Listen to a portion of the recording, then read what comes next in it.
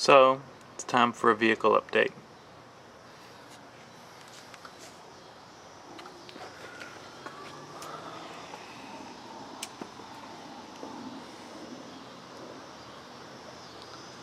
I sold the 87 GMC Jimmy and I sold the 92 Mitsubishi Galant.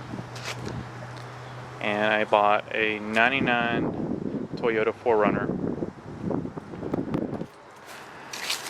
And my reasoning be, I got tired of having two vehicles for myself.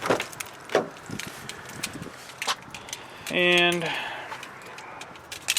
car wasn't great for work, trying to carry work stuff in it, and the Jimmy was so bad on gas, and it was kind of difficult with the kids because no back door. This is a little easier with the kids and everything. So I decided to get a 4Runner, get a little better gas mileage. Been averaging between 20 and 22. That's average. 22 out on the road, 20 and 21 with mixed driving. That's including traffic. I was getting 25, 26 with the Mitsubishi and 13 and 14 with the Jimmy. So I think I kind of came out right in the middle, which is great. And this works great for work. Great with the kids, and so far it's been very dependable. Let's open the hood. It's leather. I didn't really want leather, but it is in good shape. It's got some wear in it, but no rips or tears or anything, or holes. So here's the inside. It's a little dark, but kind of get the view. I put my radio, my Bluetooth, HD, USB, come on focus, radio that I had in the Mitsubishi. It had a 3-disc changer in it originally.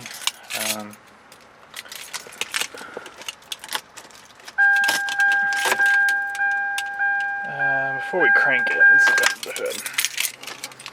It's got 220,000 miles, but it is in perfect shape. I looked at a lot of 4Runners, and this one was cleaner than the ones that I saw that had 160. I looked at one that had 140 and one that looked at 160. And this one was 10 times cleaner than either one of those. I don't know. Let me see if I have a flashlight. Hang on. Flashlight. See, I already had a K&N drop-in filter.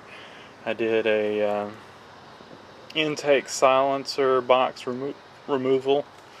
It's kind of a common mod on these. It's got this huge box that just covers everything over here, and it silences the air going in, but it takes away a little from the horsepower. So you take a piece of 2.5-inch exhaust tubing and expand it on both ends, and it fits perfect. The stock Toyota clamps didn't even tighten up on the air box. They were just, I guess, worn out, so put some other clamps on it. But anyway, and then I did there's an intake elbow in the fender here that's very restrictive, and a lot of people just undo it, take it completely out. I left it in, and there's a tube that runs up in the fender. Took that tube out, and then I cut the 90 off of the box, or I mean, not off the box. What am I thinking? Let's see if I can find it over here. I cut the 90. Goodness. There we go. Cut the 90 off to where basically it was just flat. so that way it could pull air completely from the fender. It's still, you know, if you take the piece completely out, then it's pulling hot air from under the hood. But if you just cut it like this, you cut out that restrictive 90 right here, and you know, it's still pulling cold air from the fender. Plus, there's another mod where you cut a big hole here and you put a deck plate like off a boat in there, and you can screw it back in, but I didn't want to do all that. I felt this was good enough. So this is the 3.4 V6, and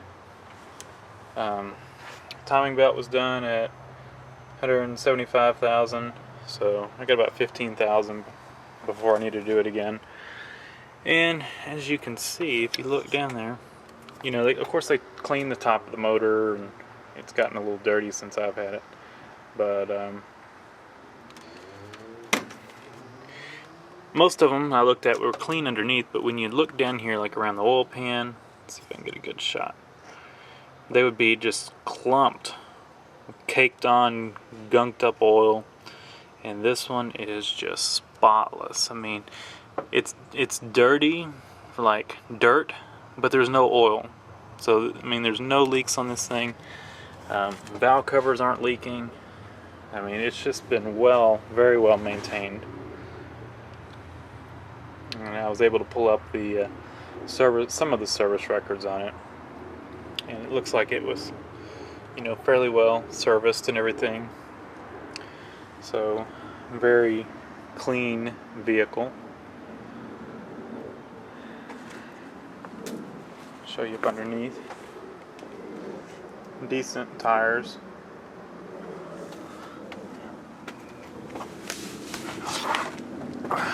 Let's see.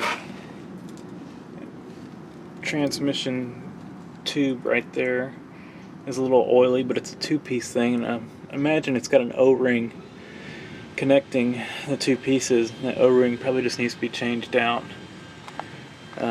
Oil pan is just slightly wet with oil, but it doesn't drip. That drip right there was from the AC.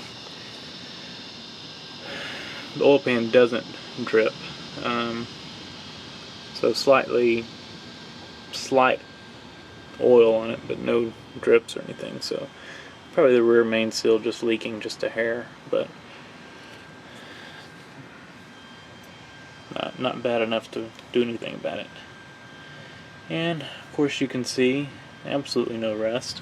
Nothing really rust down here.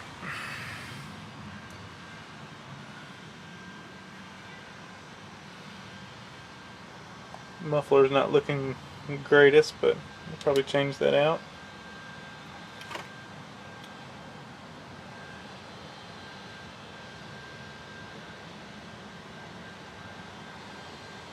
But as you can see, it's a very clean vehicle, very clean on the inside, and I got a really good deal on it. It's never been wrecked. I did a full Carfax on it, plus all the body panels, most of the body panels have VIN stickers on them. All the VIN stickers match, all that kind of stuff. So it needs to be washed. I've had it almost 3 weeks, and I've put just over 2,000 miles on it.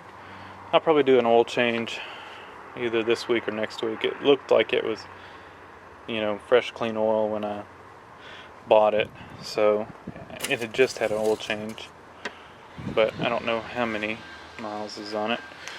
It's still, look at it, still fresh clean oil, but we'll probably go ahead and change it this week or next week. So look forward to some videos on this one. I guess no more videos on the Mitsubishi or the Jimmy, unless I run across some videos I never uploaded, which is quite possible.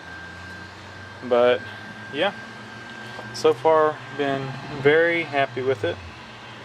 I did a lot of looking before I found this one, and I ran across a lot of junk because my price range for a 4Runner was very low. I just lucked out and found this one. It had been on the lot for 8 months, so they were just ready to get rid of it.